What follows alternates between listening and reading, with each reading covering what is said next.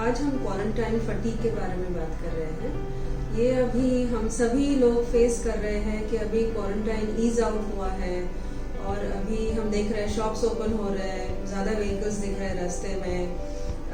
हमें हमारी सब पेंडिंग काम याद आ रहे हैं कि बहुत कुछ पेंडिंग बैंक वर्क है या कुछ पेपर वर्क है जो मुझे करना है, तो काफ़ी सारा रेस्टलेसनेस लोगों में फील हो रहा होगा। तो क्वारंटाइन फटीग मतलब क्या होता है? क्वारंटाइन फटीग मतलब आप अभी ये 22 मार्च से शुरू था और अभी 8 जून तक we were in a lockdown.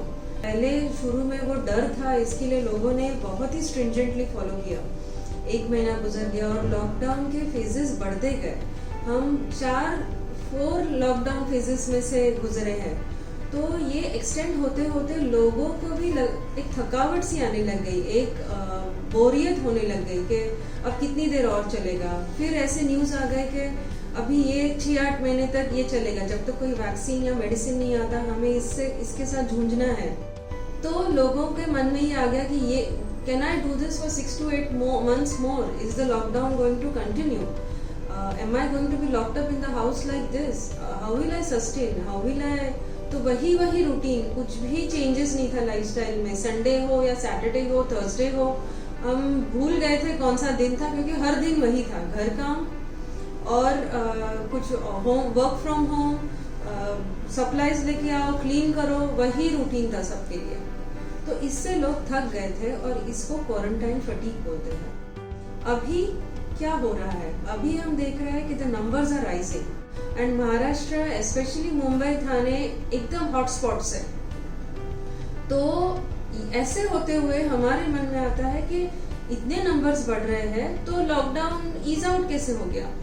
और अगर ईज आउट हुआ है तो शायद गवर्नमेंट को लगा होगा कि अभी ठीक है घूमना बाहर और अभी हम बाहर जा सकते हैं। तो ये कन्फ्युजन सबके मन में है। सगळ्यांच्या मनात हे चाललंय की मग आता बाहेर जाऊन आपण आपली रेग्युलर कामं करू शकतो की अजूनही घरात बसायचं, की अजूनही सॅनिटेशन करायचं? सो व्हाट इज इम्पॉर्टंट, हमें पहले समझना ये जरूरी है कि लॉकडाउन क्यों ईज आउट हुआ है। लॉकडाउन इकोनॉमिक रीजंस की वजह से ईज आउट हुआ है।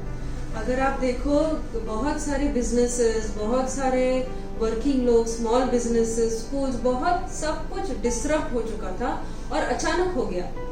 तो लोगों को टाइम नहीं मिला कुछ रिकवर, कुछ बैकअप सिचुएशन, कुछ ऑनलाइन मेथड अपने बिजनेस को कन्वर्ट करने के लिए। पूरा economy came to a stand still.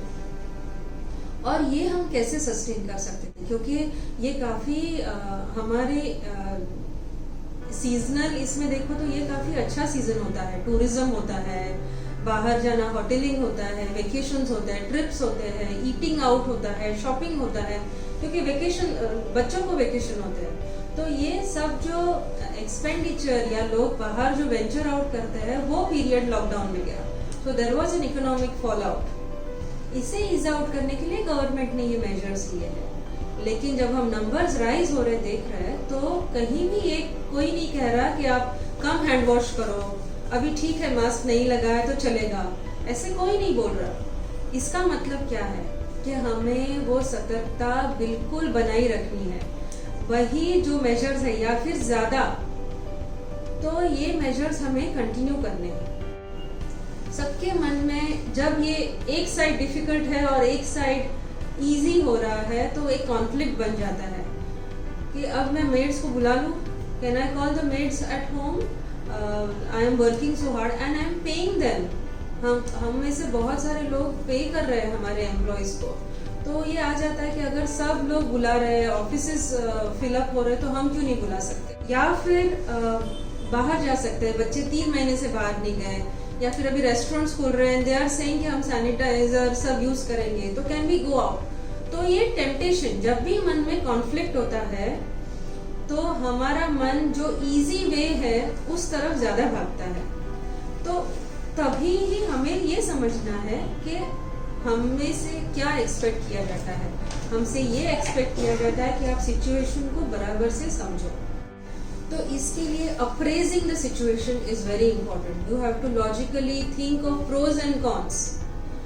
Second is जिसे हम पाथ ऑफ लीस्ट रेजिस्टेंस कहते हैं। मतलब अगर आप एक झाड़ पे देखो कि 10 एप्पल्स है, तो आपका मन सबसे ऊंचा एप्पल जो है उसके ऊपर नहीं जाएगा, आपका ध्यान सबसे नीचे जो इजीली मिल जाए उस तरफ जाता है। या फिर 2-4 रोड्स है एक जगह पहुंचने के लिए, तो आप सोचेंगे सबसे इजी वे आउट कौन सा है, सबसे फास्टेस्ट कौन सा है। तो ब्रेन इस तरह सोचता है। तो हमारे लिए पाथ ऑफ लीस्ट रेजिस्टेंस अभी ये है कि हम बाहर जाए, अपने काम करें पेंडिंग, थोड़ा एंजॉय करें, अभी मौसम अच्छा है। तो ये इज दैट थिंकिंग करेक्ट? क्या हम ये कर सकते हैं ये राइजिंग नंबर्स में? तो ये हमें सोचना बहुत जरूरी है। इनफैक्ट मैं कहूंगी कि पहले लॉकडाउन के टाइम पे इट वाज इजियर। हम घर पे थे लेकिन हम सेफ थे और हम पे कोई फोर्स था कि आप बाहर नहीं जा सकते।